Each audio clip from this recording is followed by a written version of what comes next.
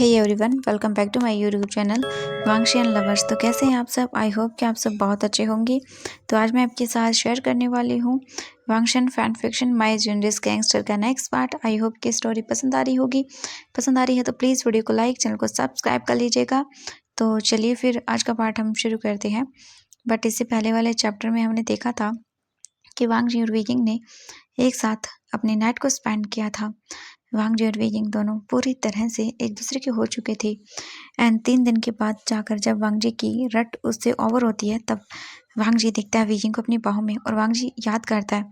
हाँ, उसे इतना तो याद था कि उसने और वीकिंग ने सब कर लिया, बट कैसे क्या उसे ज़्यादा याद नहीं आता। एक ही फ्लैशबैक उसे आता है। पहले उसे लगता है उसने वीकिंग को फोर्स किया, बट बाद में वो सोचता है कि नहीं, वीकिंग खुद भी इन सब चीज़ों को चाहता था। वांगजी वीकिंग के पास ही बैठा हुआ था। वीकिंग सो रहा था, बट तभी वांगजी का फ़ोन रिंग करता है। वांगजी बात करने के लिए वॉशरूम में आता है और वहाँ पर उसे पता चलता है कि वैन रोहान ने और उसके बेटे वैन चाओ ने उनके जो अंकल थे लायन किरण, उन पर हमला कर दिया है। लायन सचिन ने वांगजी को वापस आने के लिए कहा। वांगजी भी बोल देता है कि हाँ, वो आ रहा है। इसके बाद वांगजी अपने ब्रदर से बात करके फ़ोन को कट करता है एंड वांगजी तुरंत ही बात लेता है। बात लेने के बाद वो एकदम पूरा नेकेड ही रूम के अंदर आता है। वीजिंग अभी भी पीसफुली बेड पर सोया हुआ था। वांगजी जो है ना, वो पूरे रूम देखता है। पूरा रूम वैसे हो चुका था। चीजें अपार्टमेंट के अंदर इधर से उधर बिखरी हुई थी। इसके बाद वांगजी फ्लोर से अपने कपड़ों को उठाता है और उन्हें पहनता है। वांगजी कपड़े पहनने के बाद एक नज़र देखता है वीजिंग को और उसके बाद वांगजी वीजिंग के पास आकर बेड पर बैठ जाता है। वीजिंग के चिक्स को वांगजी सहलाता है और उसे देखते हुए बोलता है, आई एम सॉरी वीजिंग, मुझे जाना होगा। मैं तुम्हें सब कुछ अभी नहीं बता सकता हूँ। आई होप कि तुम डिसपॉइंट नहीं होगे जब मॉर्निंग को उठोगे और मुझे यहाँ नहीं देखोगे तब। क्या करूँ, मेरे राइवल्स की वजह से मुझे जाना पड़ रहा है और शुयांग और सोंगलैन भी नहीं होंगे शॉप पर, जो कि तुम्हें सब बता सके। वो भी मेरे साथ आ रहे हैं। आई होप कि तुम हैंडल कर लोगे अपने आप से अपने आप को। आई एम सॉरी इस क्रिटिकल सिचुएशन के लिए। वांगजी मम्बल करता है और एक पॉज लेता है। वांगजी फिर वीजिंग के फेस को एडमायर करता है और अगेन वो वीजिंग के फोरहेड पर किस करता है। वांगजी देखता है और बोलता है, मैं जल्दी ही आने की कोशिश करूंगा, जितना मुझसे होगा उतना जल्दी आऊँगा। मेरा अंकल और मेरा कैरियर मेरे लिए बहुत इंपॉर्टेंट है और तुम भी मेरे लिए मोस्ट इम्पॉर्टेंट पर्सन हो। बट राइट नाउ अभी अंकल को मेरी ज़रूरत है एंड मुझे जाना होगा। आई होप कि तुम रिग्रेट नहीं करोगे जो हम दोनों के बीच में हुआ उसको लेकर के। वांगजी मम्मल करता है। वांगजी वीजिंग के हाथ को पकड़ता है एंड उसके सॉफ्ट हाथों पर एक सॉफ्ट सा किस करता है। वांगजी फिर वीजिंग का जो हाथ था ना, अपने फेस पे रब करता है। वांगजी फिर बेड से उठ जाता है और वो डोर की ओर जाने लगता है। वांगजी एक बार फिर टर्न करके वीजिंग को देखता है और उसके बाद वो वीजिंग को एडमायर करता है, बट सडनली उसकी आंखें किसी चीज़ पर पड़ती हैं। वांगजी जो है ना, बोलता है, व्हाट, ये ये यहाँ पर क्या कर रहा है? वांगजी तुरंत ही उस चीज़ के पास आता है और वो उस चीज़ को उठाता है, अपने हाथों में लेता है और वो एक पेंडेंट का हाफ पीस था। वांगजी उसे देखता है एंड देन फिर तुरंत ही उसे अपने पॉकेट में डालता है और अगेन वो वीजिंग को एक बार देखता है और वो अपार्टमेंट से बाहर आ जाता है। लगभग हम 2 घंटे बाद का सीन देखते हैं। लगभग 2 घंटे के बाद वीजिंग जो है ना, मूव करता है और अपनी आइज़ ओपन करता है। वीजिंग अभी उठ चुका था। वीजिंग जो है ना, वो पूरे रूम को देखता है और वो बेड पर बैठ जाता है। वांगजी वहाँ पर नहीं था एंड वहाँ पर वांगजी के कपड़े भी नहीं थे। वीजिंग मम्बल करते हुए बोलता है, अब शायद वो बाथरूम में होगा। एंड वीजिंग जो है ना, वो कुछ देर बेड पर ही रेस्ट करता है, 10 मिनट तक। इसके बाद वो डिसाइड करता है कि उसे उठ जाना चाहिए। वीजिंग उठकर बाथरूम के अंदर आता है एंड वो देख के शॉक, वांगजी वहाँ पे नहीं था। वीजिंग बोलता है, लहजान। वीजिंग का हार्ट 1 सेकंड के लिए रुक जाता है। ऐसा लगा जैसे सांस नहीं आएगी एंड वो शावर ऑन करता है और वीजिंग बस वहीं पे था। वीजिंग शावर ले रहा था, पानी उसके ऊपर गिर रहा था। वीजिंग फिर सोचता है, अब हो सकता है वांगजी को कुछ काम हो, इसलिए वो चला गया होगा। वीजिंग के फेस पर स्माइल नहीं आ रही थी ये बोलते वक्त। उसकी आंखें अभी भी वांगजी को ढूंढ रही थी, बार बार बार बार। और वो डोर की ओर टर्न करता है चेक करने के लिए वांगजी को, बट वीजिंग कुछ नहीं बोलता। कुछ टाइम के बाद वो बाथरूम से बाहर आता है। एक लॉन्ग शावर लेने के बाद वो रूम के अंदर आता है और वो अपने कपड़ों को फ्लोर पर देखता है। सडनली उसकी आंखों से आंसू गिर जाते हैं। वीजिंग बोलता है वीजिंग, ये तुम क्या कर रही हो? हाँ, तुम वांगजी पे डाउट कर रही हो? हाँ, ये उसी का अपार्टमेंट है और वो वापस आएगा। वीजिंग सोचता है और अपने दिल को संभालता है, अपने आप को संभालने की कोशिश करता है। इसके बाद वीजिंग मिरर के सामने आता है और वो अपने नेक पर देखता है। एंड जैसे ही वो नेक पर देखता है, बोलता हाँ, मेरा पेंडेंट कहाँ गया? मेरे नेक पे था वो। वी वुजियान सोचता है एंड फिर वो फ्लोर को देखता है। बीजिंग को समझ नहीं आ रहा था कहाँ गया। बीजिंग जो है ना वो उसी पेंडेंट को ढूंढना स्टार्ट कर देता है फ्लोर के ऊपर। एंड बीजिंग बोलता है कहाँ गया वो, कहाँ चला गया? मुझे अंकल ने गिफ्ट किया था मेरे चाइल्डहुड में, कहाँ गया वो? बीजिंग को कहीं पर भी उसका पेंडेंट नहीं मिल रहा था। बीजिंग अपना पेंडेंट ढूंढने लग जाता है। ओ नो, तभी अचानक से बीजिंग को याद आता है और वो बोलता है ये लैंसन का अपार्टमेंट है। ओ गॉड, मैं बहुत दिनों से यहाँ पर हूँ और लैंसन, उससे मैं बाद में पूछ लूँगा पेंडेंट कहाँ है, बट अभी मुझे जाना होगा। वीजिंग तुरंत ही अपने कपड़े वगैरह पहन लेता है। उसके बाद जल्दी से अपने लिए कुछ बनाता है क्योंकि उसे सच में बहुत भूख लगी थी। वीजिंग अपने लिए कुछ बनाकर जल्दी से जो है ना वो बाहर आता है अपार्टमेंट से और बस सोचने लगता है कि अब क्या। वीजिंग को डर लग रहा था। वीजिंग अपने मन में सोचता है कि अभी मुझे घर जाना होगा क्योंकि हायुआन वो कैसा होगा। मैंने तो इन्फॉर्म भी नहीं किया वैनिंग और वैन किंग को मेरे और लैंसन के रिलेशनशिप के बारे में। मैं जानता हूँ कि वैनिंग और वैन किंग हायुआन का ख्याल रखेंगे बहुत अच्छे से, बट अब मैं क्या बताऊँगा उन्हें कि मैं 3 दिन कहाँ था। ओ गॉड, मैं कैसे बताऊँगा उन्हें? वीजिंग सोचने लगता है। वीजिंग तुरंत ही वहाँ से चला जाता है अपने घर के लिए। वीजिंग अभी टैक्सी में बैठा हुआ था एंड वो वांगजी को कॉल करने की ट्राई कर रहा था, बट वांगजी फ़ोन पिक ही नहीं करता, वीजिंग की किसी भी कॉल को पिक नहीं करता। एंड वीजिंग जो है ना आसमान को देखता है एंड सीन बहुत ही डेंजरस था क्योंकि आसमान ना बहुत ही ज़्यादा ब्लरी हो गया था, या ये कहीं कि मौसम ख़राब हो रहा था बहुत बुरी तरह से। और वीजिंग का दिल 1 सेकंड के लिए रुकना शुरू कर रहा था। अब तो वो बिना किसी रीज़न के और भी डरना शुरू कर रहा था। एक तो जो भी मॉर्निंग को हुआ उस वजह से वीजिंग बहुत ज़्यादा जो है ना डरा हुआ है और ऊपर से ये खराब मौसम उसे और डरा रहा है। वीजिंग फिर सोचता है कि ओ गॉड, ये सब नहीं हो सकता। Please support me God. मैं आपसे रिक्वेस्ट कर रहा हूँ, प्लीज़ कुछ कुछ गलत नहीं होना चाहिए। मैं आपसे रिक्वेस्ट कर रहा हूँ, प्लीज़ मेरा साथ देना। एंड इसके बाद हम देखते हैं लैन मैंशन का सीन। हम देखते हैं लैन किरण को जो कि बेड पर लेटा हुआ था एंड वांगजी उसी के पास था, काउच पर बैठा हुआ था। एंड हम देखते हैं शुयांग वहीं पर खड़ा हुआ था और डॉक्टर जो है ना वो बैठा हुआ था और वो पेपर चेक कर रहा था और उन पर कुछ लिख रहा था। कुछ टाइम के बाद डॉक्टर बोलता है ये हो गया। एंड वो कुछ मेडिसिन वगैरह पेपर पर लिख के जो है ना वो बोलता है कि आपको ये खरीद कर लेकर आनी होंगी। इसके बाद वो पेपर जो है ना वांगजी को हैंड ओवर करता है एंड वांगजी डॉक्टर को घूर के देखता है, जिस वजह से डॉक्टर तो एकदम डर जाता है और वो अपना सर नीचे कर लेता है। इसके बाद डॉक्टर बोलता है कि क्या मैं जा सकता हूँ? वांगजी बोलता है एंड ये सुनने के साथ ही डॉक्टर तुरंत ही अपना बैग लेता है और वो डोर की ओर जाता है। तभी वांगजी बोलता है रुको। एंड बिना उसे देखे हुए बोल देता है। डॉक्टर तो इसकी वजह से फ्लिंच कर उठता है और वो वांगजी की ओर टर्न करता है, बोलता है जी। वांगजी बोलता है जब भी मैं तुम्हें कॉल करूं तुम्हें आधे घंटे के अंदर अंदर यहाँ पर प्रेजेंट रहना होगा। सुना तुमने? समझ आया नहीं है? अंडरस्टैंड? ये सुनने के बाद वो डॉक्टर बोलते जी। इसके बाद वांगजी बोलता है जाओ। डॉक्टर तुरंत ही अपना सर नीचे करता है, दोबारा से वांगजी को बो करता है और रूम से बाहर आता है। और डॉक्टर तुरंत ही डोर बंद करता है और चैन की सांस लेता है और तुरंत ही वो घर से बाहर निकल जाता है और अपने हॉस्पिटल की ओर भाग जाता है। हम देखते हैं अभी वांगजी कंटिन्यूसली जो है ना लायन किरण को देख रहा था एंड वो कुछ भी नहीं बोल रहा था। लायन किरण समझ सकते थे कि वांगजी टेंस है उसके फेशियल एक्सप्रेशन को देखने के बाद। और उसके बाद वो अपना हाथ वांगजी के हाथ पे रखते हैं। वांगजी लायन किरण को देखता है। लायन किरण देखते हैं मतलब वांगजी को। वांगजी बोलता है अंकल आपको पेन हो रहा है कहीं पर? लायन किरण बोलता है नहीं वांगजी, अब मैं पहले से बेटर फील कर रहा हूँ। आई थिंक वैन रूहान को हम पे डाउट हो गया है एंड अब मैं कुछ नहीं कर सकता हूँ। जो भी है तुम्हें भी फाउंड आउट करना होगा, उनका प्लान क्या है सब तुम्हें करना होगा वांगजी। वांगजी बोलता अब चिंता मत करिए। एंड वो जो है ना लायन किरण के इंजर्ड हाथ को देखता है। वांगजी बोलता है अंकल मैं प्रॉमिस करता हूँ मैं उस सबकी बॉडीज के टुकड़े टुकड़े करके देख लो कुत्तों को खिलाऊंगा। लायन किरण देखता है वांगजी को एंड देन उसके फेस में वो गुस्सा देखता है। वांगजी शुयांग की ओर टर्न करता है और बोलता है फाइंड आउट वेंस के बारे में ढूंढो। मैं अभी मेंशन से बाहर नहीं जा सकता हूँ अंकल की वजह से, और तुम्हें ज़रूरत है ओके बाहर जाने की। अभी अंकल को मेरी ज़रूरत है और तुम बाहर जाओ, मैं कुछ दिनों तक कहीं नहीं जा सकता हूँ, जाकर पता करो। शुजांग बोलता ओके बॉस, एंड वो तुरंत ही जो है ना कमरे से बाहर आता है और अपना काम स्टार्ट कर देता है करना।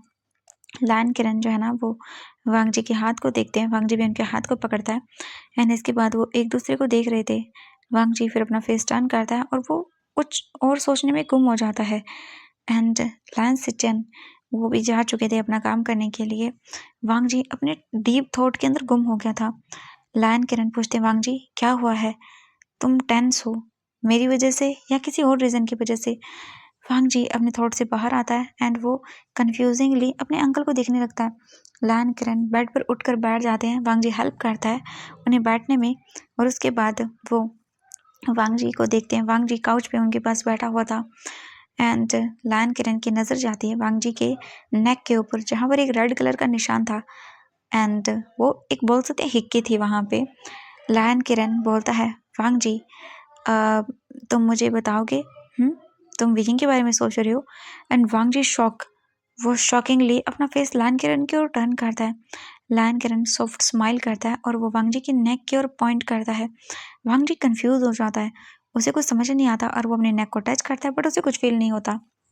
इसके बाद वांग जी अपना फ़ोन निकालता है, फ्रंट कैमरा ऑन करता है और वो अपने नेक की ओर करता है, और वांग जी देखता है उसकी नेक के ऊपर हिक्की थी रेड रेड कलर की। एंड ये देखने के बाद तो वांग जी शॉक, और वो तुरंत ही जो है ना अपने नेक को हाइड करता है अपनी कॉलर से अपनी शर्ट की, और वो अपना आई कांटेक्ट लायन किरण से हटा लेता है। लायन किरण वांग जी को देखते हैं और उसके बाद वांग जी बस देख रहा था। लायन किरण बोलते हैं सिचन ने ऑलरेडी मुझे बता दिया है इन सब चीज़ों के बारे में, और उसने मुझे कहा कि तुम एक लड़की को पसंद करते हो, उससे प्यार करते हो, क्या यह सच है। ये सुनने के बाद वांग जी के जो कान थे ना पूरे रेड हो जाते हैं और वो अपना चेहरा नीचे कर लेता है। लायन किरण वांग जी से पूछता है क्या तुम मुझे उसके बारे में नहीं बताओगे, वो कैसा दिखता है, मैं जानना चाहता हूँ मेरे फ्यूचर सन इन लॉ के बारे में। एंड आई गेस कि तुम दोनों के बीच में सब कुछ हो चुका है, बट वांग जी तुम आगे क्यों नहीं बढ़ रहे हो। एंड ये सुनने के बाद वांग जी जो है ना देखता है अपने अंकल को, एंड वो बोलता है अंकल अब मैं ये सब बाद में करूँगा, बट अभी मेरे पास टाइम नहीं है, अभी मैं आपको छोड़ के कहीं नहीं जा सकता हूँ। ये सुनने के बाद लायन किरण बोलता बट मुझे अब विकिंग के बारे में बताओ, तुम दोनों को इस सब बीच में क्या हुआ। इसके बाद वांग जी अपना मतलब गला साफ करता है और वो बताना शुरू करता है कि वो और विकिंग कैसे इन महीनों के अंदर एक दूसरे के करीब आए, और फिर वो अपनी रट के बारे में बताता है, मतलब वो डिस्क्राइब नहीं करता बट बता देता है कि हाँ वो रट में था। लायन किरण भाई समझ जाते हैं खुद ही से। इसके बाद लायन किरण बोलता है ओह तो ऐसा है, आई गेस कि अब मुझे तुम्हारी मैरिज की तैयारियां शुरू कर देनी चाहिए। एंड वो वांग जी को टीज करते हैं, वांग जी के फेस पे स्माइल आ जाती है, एंड लायन किरण जो है ना वो स्माइल करते हैं और देखते हैं वांग जी को। फाइनली अब वो हैप्पी थे कि चलो उसके हर नेफ्यू के लाइफ में कोई तो आया है जो वांग जी को हंसा सकता है, उसके कोल्ड स्टोन हार्ट को कोई पिघला सकता है अपने प्यार और हैप्पीनेस से। लायन किरण बोलते वांग जी राइट नाउ अभी मैं बिल्कुल ठीक हूँ। वांग जी बोलता ओके, और वो काउच से उठ जाता है, और उसके बाद वो लायन किरण को देखता है एक बार और फिर कमरे से बाहर आ जाता है। वांग जी बाहर आता है और वो एक पर्सन को बोल देता है कि वो जाके मेडिसिन लेकर आए लायन किरण के लिए, और फिर से वो अपने रूम में आता है। वांग जी आकर बेड पर जो है ना वो बैठ जाता है, एंड अगेन वो विकिंग के बारे में सोचने में गुम हो जाता है। वांग जी फिर सोचता है कि विकिंग ठीक तो होगा ना, अब मुझे कुछ दिन उससे दूर रहना होगा ताकि वैन रोहान को डाउट ना हो और वो विकिंग के बारे में कुछ भी पता न लगा पाए। मैं उसकी लाइफ को खतरे में नहीं डाल सकता हूँ, मुझे उसे मैसेज कर देना होगा कि मैं कुछ दिन बिजी हूँ, मैं उससे मिल नहीं पाऊँगा। वांग जी ये सोचता है और उसके बाद वो अपना फ़ोन निकालता है, एंड जैसे ही वो अपना फ़ोन निकालता है उसके पॉकेट में से साथ में ही वो पेंडेंट भी बाहर निकलता है। वांग जी की आंखें उस पेंडेंट पे जाती है, वांग जी नीचे झुकता है और उसके बाद वो उस पेंडेंट को उठाता है। वांग जी जो है ना वो कपबोर्ड की ओर जाता है उठ के, एंड वो कपबोर्ड ओपन करता है, और जैसे ही वो ओपन करता है ना कपबोर्ड, वो देख के शॉक, उसकी आईज जाती हैं उसी कपबोर्ड के अंदर जहाँ पे सेम पेंडेंट था।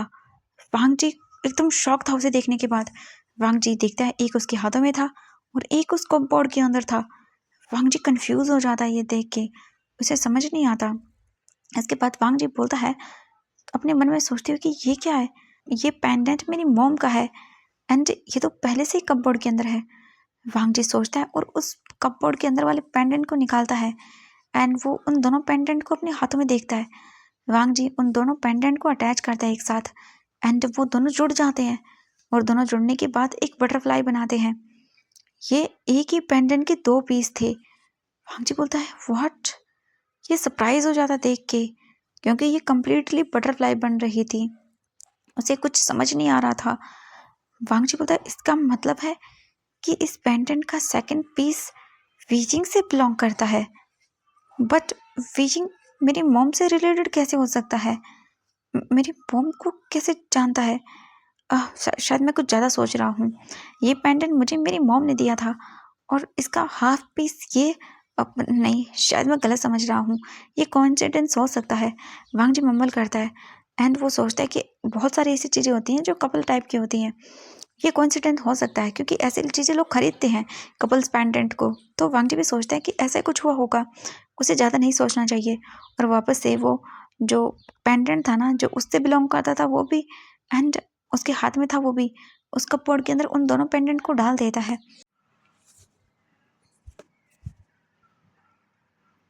इसके बाद वांग जी आता है और वो सीधा अपने रूम की विंडो के पास जाकर खड़ा हो जाता है।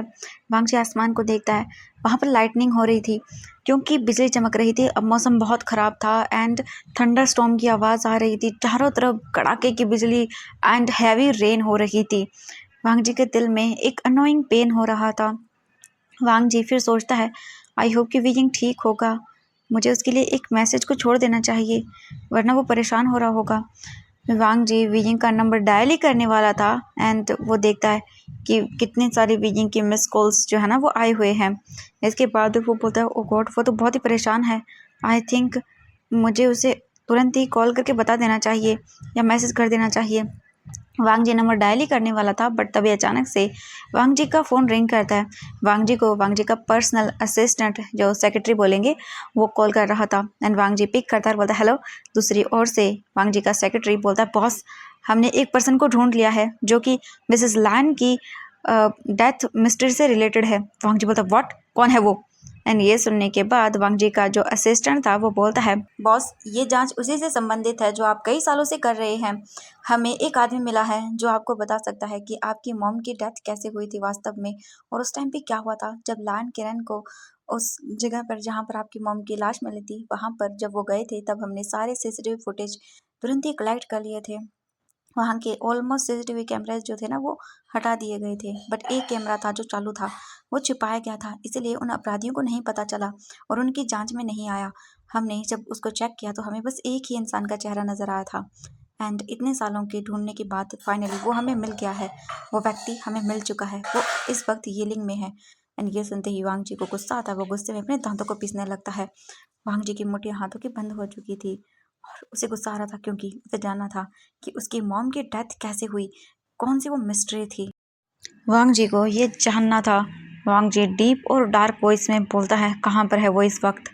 यह सुनने के बाद वांग जी का सेक्रेटरी बोलता है बॉस इस वक्त वो वहीं पर है जहाँ पर हमारे अदर इनेमीज को रखा गया है, हमारी कैद में। वांग जी बोलता है मैं आ रहा हूँ। वांग जी एक डीप वॉइस में बोलता है, इतनी डीप वॉइस कि कोई भी सच में एकदम से फ्लिंच उठता है वांग जी की इस वॉइस सुनने के बाद। वांग जी बाहर देखता है, थंडर स्टॉर्म की आवाज़ आ रही थी चारों तरफ, ऐसा लग रहा था जैसे कि आज कोई बड़ा तूफान आने वाला है। वांग जी कोल्ड आई से बाहर देखता है और वो फ़ोन को रख देता है। वांग जी गुस्से में अपने मन में बोलता है 15 साल का था मैं तब जब 15 साल पहले मेरी मोम एक मिस्टीरियस तरीके से मारी गई। मैं उनमें से किसी को नहीं छोड़ूंगा, सबको मार डालूंगा मैं। वांग जी एक डीप वॉइस में बोलता है और उसके बाद वो तुरंत ही वहाँ से चला जाता है, मतलब रूम को छोड़ के। और वो भूल जाता है वेइंग को इन्फॉर्म करना। उसे जानना था कि उसकी मॉम को किसने मारा। वो अब बस एक ही चीज़ जानना चाहता था कि who kill his mom. Then इसीलिए वांग जी अभी सब भूल जाता है। इसके लिए अभी इसकी मॉम की जो डेथ मिस्ट्री थी ना वो मोस्ट इम्पॉर्टेंट थी। हम वेइंग के घर का सीन देखते हैं। वेइंग तुरंत ही टैक्सी से बाहर आता है और वो बिल को पे करता है। इसके बाद वो तुरंत ही घर की ओर भाग जाता है। वेइंग देख रहा था कि कितना ज़्यादा बारिश हो रही है, सच में बहुत तेज़ बारिश हो रही थी एंड उस वजह से उसे थोड़ा हर्ट भी होता है। वीजिंग अपने घर के अंदर आता है एंड वो घर के सामने खड़ा हुआ था, अभी देख रहा था। वीजिंग डोर ओपन करता है और वो अंदर जाता है एंड वो अपने शूज़ वगैरह निकालता है और वो अपने रूम की ओर ही जा रहा था। एंड वीजिंग का रूम और लिविंग रूम जो है ना वो पास में ही है। एंड जैसे ही वहाँ पे जा रहा था तभी अचानक से वो रुक जाता है एंड वो देख के शॉक, वो देखता है Wan King, Ai Yuan and Jiang Fengmian, उसके अंकल बैठे हुए थे लिविंग रूम के अंदर। और वीजिंग वहाँ भी जियांग फेंगमियान को देख के शॉक, जियांग फेंगमैन काउच से उठ जाते हैं और वो धीरे धीरे करके वीजिंग की ओर चलना शुरू कर देते हैं। वीजिंग नर्वस हो जाता है, अब उसे नहीं पता कि वो कैसे झूठ बोलेगा इस टाइम पर अपने अंकल से, वो क्या बताएगा। वीजिंग अपना सर नीचे कर लेता है। जियांग फेंगमैन एक कोल्ड डीप डेंजरस वॉइस के अंदर बोलते, वैनिंग आई युआन को अपने अपार्टमेंट में लेकर जाओ, वैन किंग सिर्फ यहाँ पर रहेगी। वैनिंग बोलता है ओके अंकल, और उसके बाद वो आयुआन को अपनी गोद में कैरी करता है। एंड आयुआन जो है ना वो वीजिंग को देखता है और उसने आयुआन बहुत ज़्यादा मिस कर रहा था इस टाइम पे वीजिंग को। वो बोलता है वीजिंग काका कहाँ थे आप, मुझे मुझे आपके पास आना है। वीजिंग जो है ना आयुआन को देखता है एक टीयरफुल आइज से। जियांग फेंगमियान वैनिंग को टर्न करते हैं और बोलते, क्या तुमने सुना नहीं, मैंने तुमसे कहा अभी के अभी इसे लेकर जाओ यहाँ से, मुझे वीजिंग से कुछ इंपॉर्टेंट बात करनी है। और वो अपने दांतों को पीसते हैं। वैनिंग इससे फ्लिंच कर उठता है। जियांग फेंगमैन की जो वॉइस थी ना वो बहुत ही कोल्ड थी, जिस वजह से आयुआन डर जाता है और वो रोने लगता है। वीजिंग जो है ना डरते हुए आयुआन को देखता है एंड वो सिर्फ चुप रहना ही चुनता है यहाँ पर जियांग फेंगमैन के सामने। एंड बहुत ही कम रेयर होता था जब जियांग फेंगमैन वीजिंग पर गुस्सा करते थे, वो बहुत ही कम वीजिंग को डांटते थे और उस पर गुस्सा करते थे। जब वैनिंग मतलब आयुआन को देखता है एंड देन वीजिंग को सिचुएशन ख़राब होती हुई, तब वो आयुआन को लेके घर से बाहर आता है, वो अम्ब्रेला लेता है और वो वहाँ से निकल जाता है अपने अपार्टमेंट की ओर। एंड वो भी बारिश में भीग जाते हैं क्योंकि बाहर थंडरस्टॉर्म हो रहा था इसीलिए। इसके बाद आयुआन को जब वो ले जा रहा था तो वैनिंग बोलता, विजिंग काका, मुझे विजिंग काका के पास जाना है, मुझे जाना है। आयुआन बहुत बुरी तरह से रो रहा था बट वैनिंग उसे लेकर चला जाता है। अब वो क्या ही करता। इसके बाद हम देखते हैं घर के अंदर अभी जियांग फेंगमियान वीजिंग के पास आते हैं एंड उसके सामने आकर खड़े हो जाते हैं। वीजिंग अपना सर नीचे कर लेता है। जियांग फेंगमियान फेरोमोन्स को स्मेल करते हैं वीजिंग की बॉडी से, जो कि उसी की बॉडी से आ रहे थे। जियांग फेंगमियान तुरंत ही वीजिंग के कॉलर को पकड़कर खींच देते हैं और वो देख के शौक, वीजिंग के नेक पर वहाँ कॉलर बोन पर कितने ही बाइट के निशान थे और वीजिंग के कान के पास भी, और वीजिंग के लिप्स पूरी तरह से इंजर्ड थे। और ये देख के जियांग फेंगमियान बस घूरते हैं वीजिंग को और एक जोरदार स्लैप की आवाज़ आती है। जियांग फेंगमियान ने वीजिंग को स्लैप कर दिया था। वीजिंग अपना चीक्स पकड़ लेता है एंड मतलब वीजिंग की आंखों से आंसू निकलने लगते हैं एंड बहुत ही हार्श थप्पड़ मारा था जियांग फेंगमियान ने वीजिंग को, जिस वजह से वैन किंग भी फ्लिंच कर उठती है। वो बोलती है अंकल। ये सुनने के बाद जियांग फेंगमियान गुस्सा आता है, वो बोलता शट अप वैन किंग, और वो उसकी ओर नहीं देखता। जियांग फेंगमियान वीजिंग के हाथ को पकड़ते हैं और वो खींचते हुए उसे लिविंग रूम के अंदर लाते हैं और उसे धक्का देते हैं, जिस वजह से वीजिंग जो है ना वो सोफे पर गिर जाता है और वो बस देखने लगता है। जियांग फेंगमियान गुस्से में चिल्लाते हैं और बोलते हैं, तुम कहाँ थे, हाँ किसने किया ये तुम्हारे साथ, बताओगे मुझे, किसने टच किया है तुम्हें, हाँ किसकी हिम्मत हुई, किसके साथ कर कर आए हो तुम ये सब चीज़ें, हाँ। एंड वीजिंग जो है ना बस चुप रह जाता है। वीजिंग की आंखों से बस आंसू निकल रहे थे, बस बहुत ही ज़्यादा, वो कुछ भी नहीं बोल सकता था। वीजिंग चुपचाप था एंड वो अपना सर नीचे किए हुए था। वीजिंग को जो है ना कुछ समझ नहीं आ रहा था।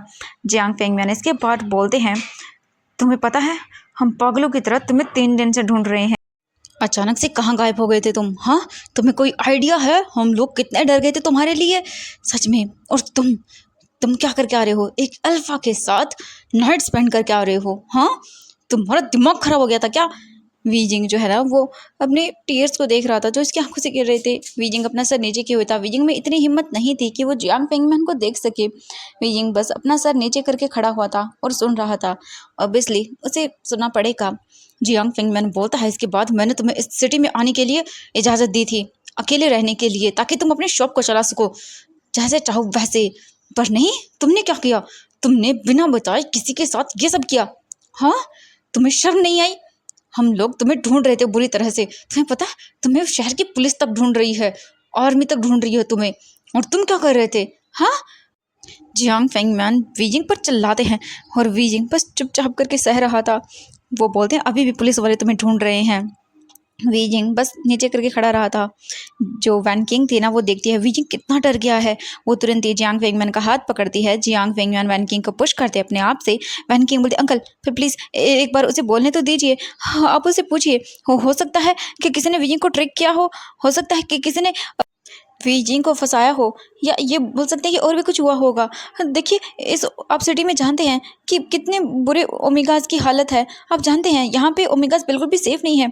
एंड ये सुनने के बाद जियांग फेंगमैन का जो गुस्सा एकदम ही गायब हो जाता है। एंड वो वैन किंग को देखता है ब्लैंकिंग आइज से।